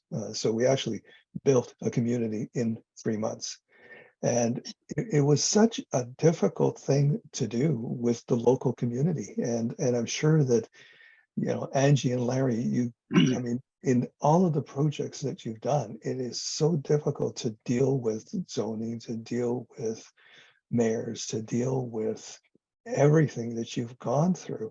You know, to make the changes and to make things happen are so difficult, and yet Intestinal fortitude. And yet you've survived. And we send people down, and to the building department, then we send them back. And then when we don't, like the fire stairs is a fight on every project. You know, would you prefer to have a stair in a shaft that people go pee in, or would you rather have a nice stair that people can use?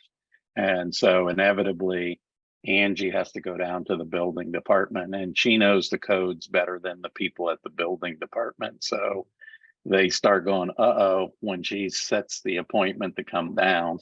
And, you know, but you shouldn't have to fight like that for it. You know, it's like we sometimes threaten to make T-shirts when we go down to the city that just says "not helpful," And I just think of Mayor Joe Riley all the time. When we fight this, is what he's done in his city of Charleston as the mayor. Where I remember they had this beautiful project, that historic theater that burned, and the building department said they were going to have to tear it down, because if they rebuilt it, it's on a road that's not wide enough. So they're The going to have fire to, fire trucks. fire couldn't fit, department said right? fire trucks can't pass through. So they're going to have to tear it down. So as Mayor Riley explained it, he said, I went over to the fire chief and asked him about it. And he said, well, Mayor, we can't get a fire truck through the street. It's a big problem. He said, well, fire chief, can you use the next street over? And they looked at it and go, yeah, that one's wide enough. And it was done. They restored the building. It's just common sense. And we don't seem to have a lot of that, like the rules, like, the LA now is enforcing this rule where everything's always been serviced off the alleys, right? So the department, DWP, says, oh no, we want to do all our service from the street, but it has to be on your property. So they're saying, so they want a big block out of, the entire site by 40 feet deep. So when they have to like put a fire truck there or a utility vehicle, where alleys that's what we made them for. How did they even come up with this nonsense?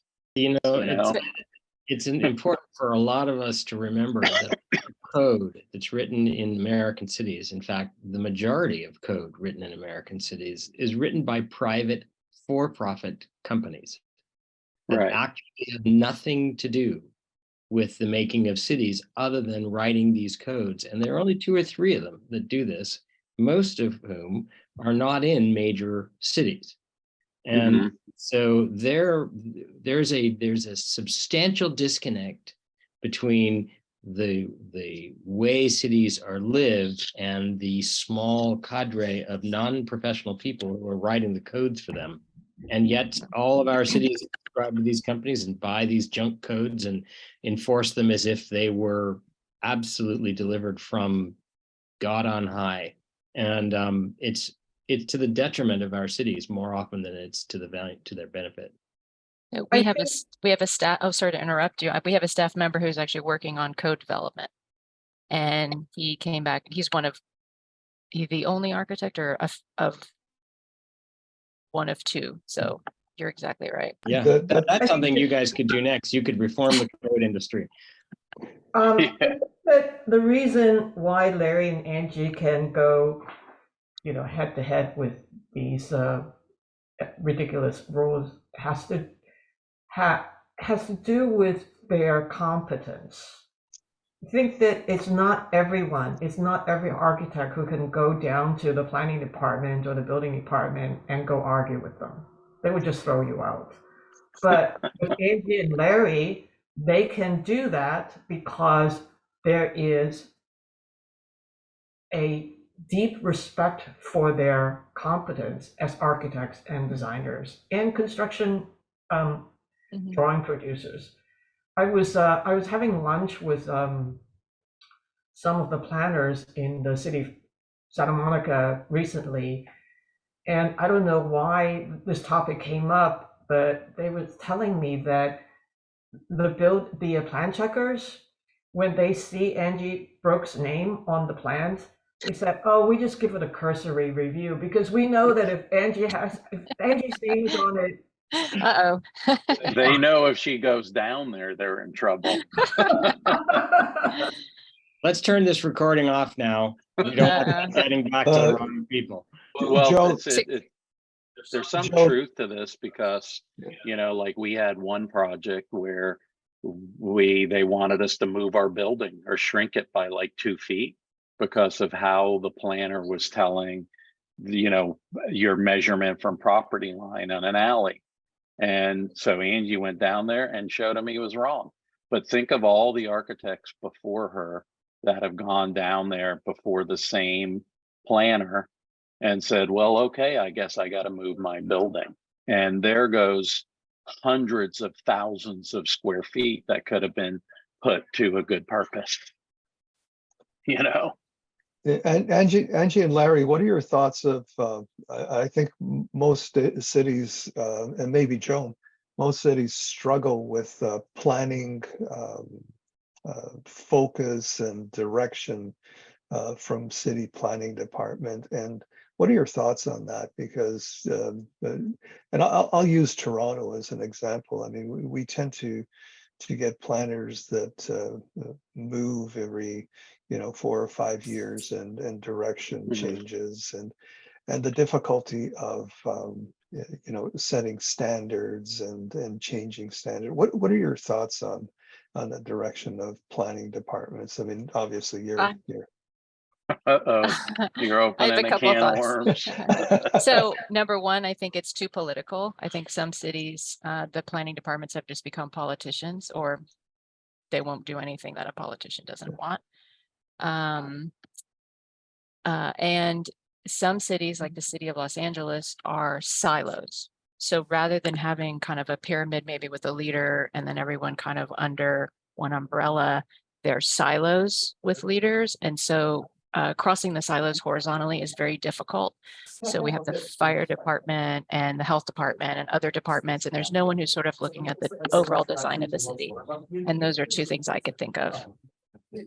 Well, what happened to another good example here is maybe 25 years ago, we passed something in LA called Prop U, and it basically halved our density from 3 to 1 to 1.5 to 1, and it was put on the forward. commercial boulevards. Yeah, so and this was put forward by a council person at the time, Zev Yaroslawski, with really good intentions and traffic and other things.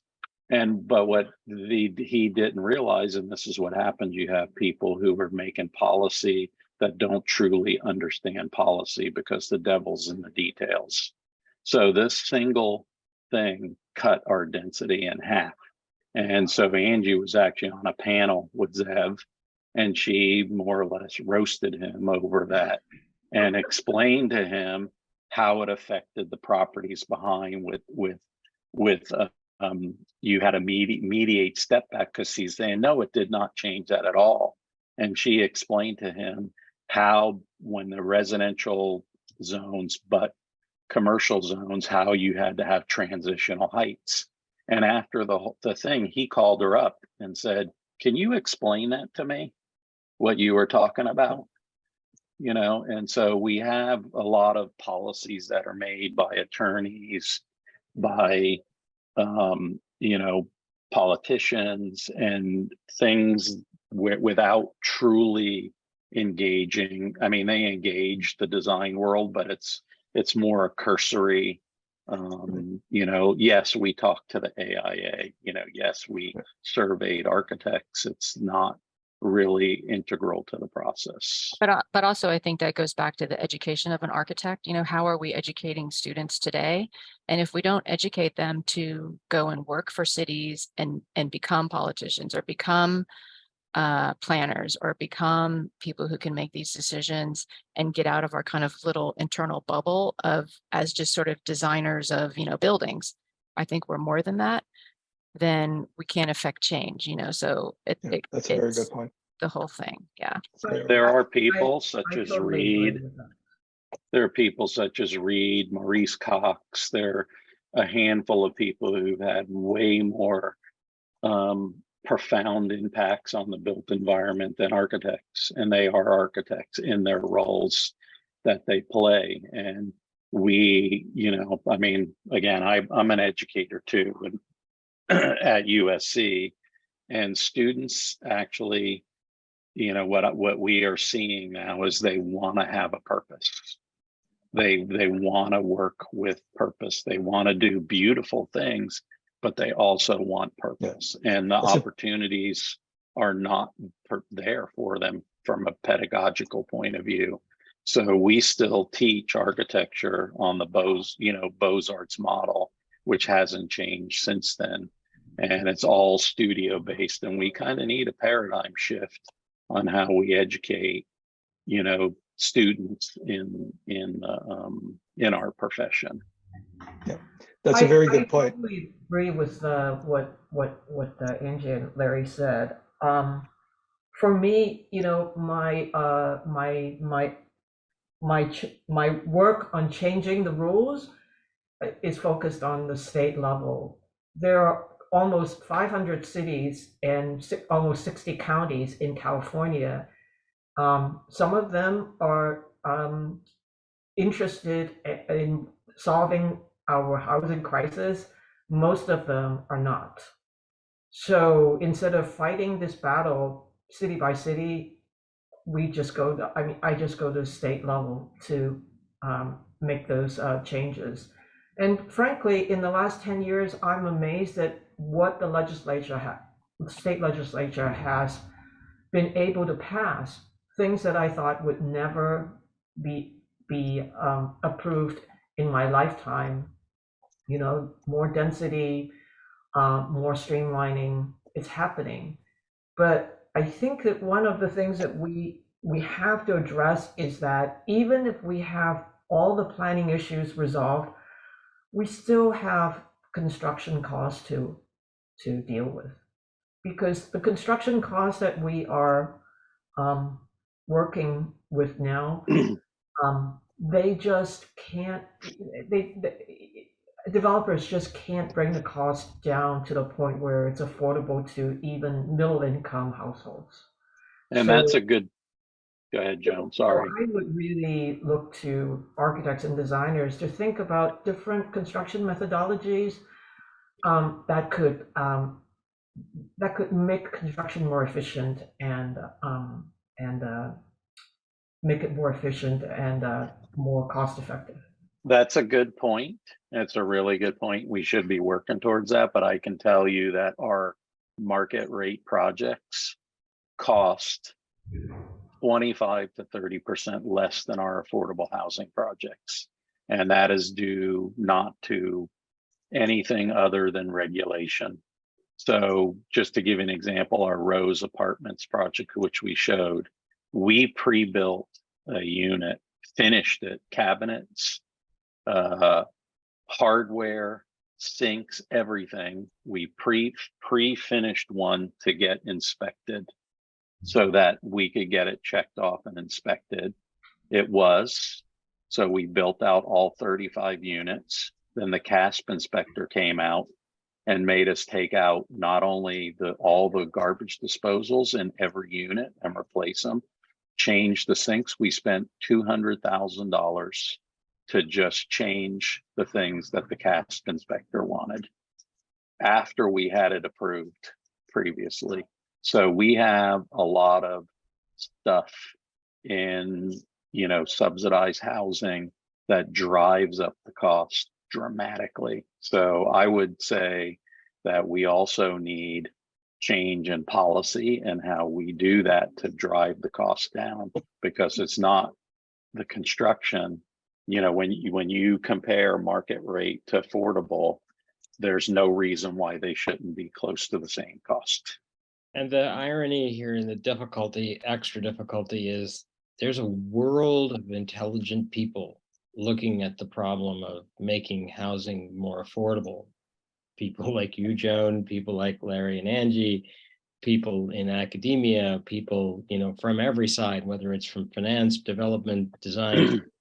It's one of those problems that almost falls under the category of wicked problems, because as soon as you solve one piece of it, the whack-a-mole problem pops up on the other side that causes difficulty. I completely agree with your statement, Joan, in its intent that there needs to be a neutral look at the entire building process, whether it's the construction side, whether it's finance, whether it's development, and development and finance are often separate, as we know, whether it's the legislative regulatory environment, however, but they need to be looked at holistically, not just only from one at a time. And one of my pet peeves,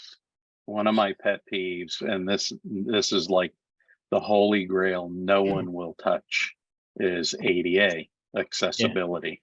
Okay, we have to make all of our projects 100% accessible.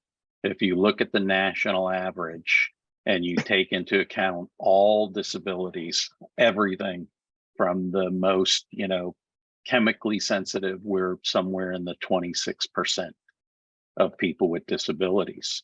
Okay, why can't we just make our buildings 50% accessible? That gives a whole lot of extra room. We've done the analysis of the square footage. We're building 20% more square footage of buildings because of accessibility. If you take that 20%, how many more units can you make? And now they've just changed the code again, and we got to make the bathrooms bigger. And it keeps, the requirements keep making our buildings bigger and bigger and bigger. It just makes no sense, but no politician will say, we have too much accessibility. It's like not the politically correct thing to say. I'm going to ask George Sorich to come on. George Sorich is the residential principal in our Chicago office. George, do you have, I think we can afford 2 questions from the audience. Great. I've been monitoring here. Okay, I'll try to, break it down to that. So pick the two best questions. Exactly. All right. Regarding the small lot ordinance. So what was the big idea strategy for making housing more affordable within the small lot ordinance? And what were the alternate interpretations some planners were pushing after the fact? Joan, do you want to answer that? You guys worked on the small lot ordinance much more than I did, so I would turn to you.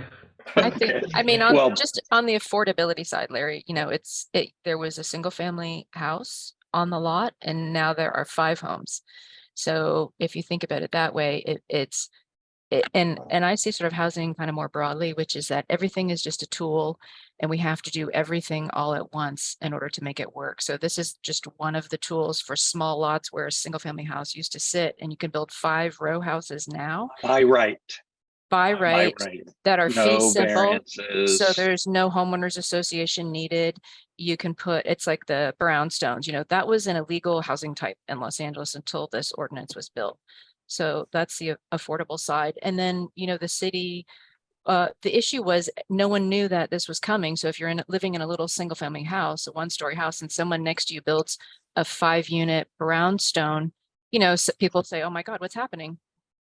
So part of it is also just educating the populace on, what we're doing with zoning in the city, which is something the city of LA doesn't do well either.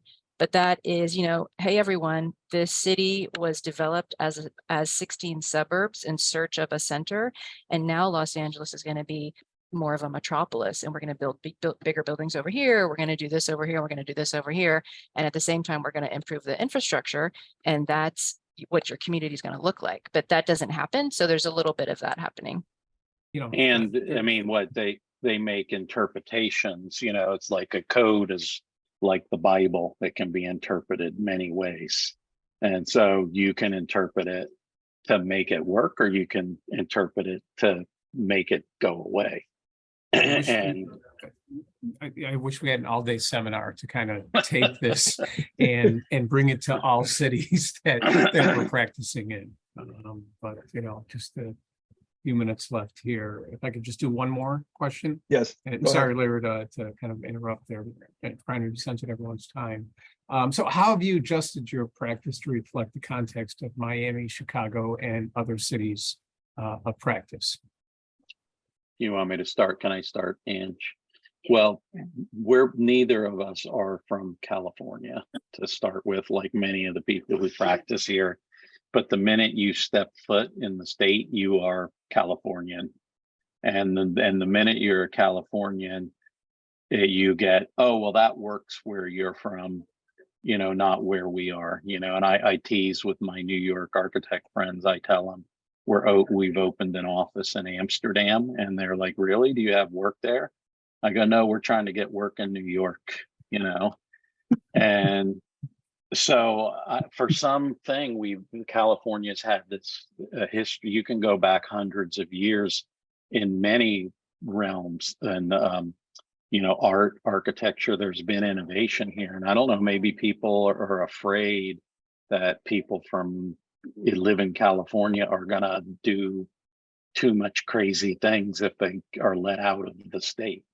And so we're constantly proving ourselves, like we go to Miami and we show we can do it. And then it's like, oh, okay, but we always have to prove ourselves. Forget Miami. Larry and Angie just did one of the best new houses in Chicago. Yes. In 10 years. And it's a single family house, to say nothing of the multifamily project they showed in the presentation, which was the best one of all of dozens of this major program in the city that's going on right now for redeveloping the south and west sides. And it's in Chicago. What do they know about Chicago? Yeah, it's hard, but I think a lot, we're not the only people. Life is not easy for everyone else except for us, and everything. If you have goals and you have to work at them, and so I'm sorry, Ange, go And ahead. everyone wants the same thing. Everyone doesn't want to see homeless people on the streets. It's embarrassing that our country has homeless people living on the streets. Everybody wants to live in a walkable neighborhood. Everyone wants to be able to get rid of their cars. Everybody wants to have a little bit of extra free time and be social, and those are situations that can only happen when you have dense communities. And so it's density, next to transit. And if you just use the example of Barcelona and Atlanta, about the same population, substantially different footprints and emission levels. And it's because one is a big sprawl and one's dense. But I would much rather live in Barcelona, and people are happier when they are living in those kinds of situations. And so I think it's kind of the same thing everywhere. It's not really much difference. And I would also like to say our day job and our night job are merging. So I don't want everybody to think we're like spending, 20 hours every weekend working on stuff. I think if you have a passion about something and you keep working towards your passion, the jobs will come to you because of your passion. And I'm going to allow Angie to end this. NORR, that was a fantastic conclusion to this NORR. Thank you, George. I want to really thank Dean Kroloff. Hopefully I'll get to meet you one day. You really added to this panel.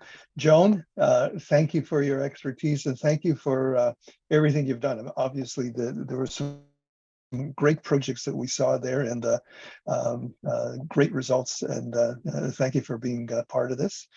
Pauline, thank you for joining us and continuing with this great and fantastic story. And Angie and Larry, I don't know what to tell you. I'm really happy that you said yes to NORR and sharing your story with us. And I really sincerely hope that we can do another NORR to talk about your houses and your museums and all of the other projects. The houses, I agree with Dean Kroloff. They're really interesting houses. So hopefully at some point in time, we can do the rest of your projects and continue. Stick Pauline on us again. She's to blame. Thanks, everyone. And thank you to our panelists for participating. Thank you. And thank you, everybody. And thank you for everyone that was on, and we'll see you next time. Take care. Bye-bye. Bye-bye. Bye now.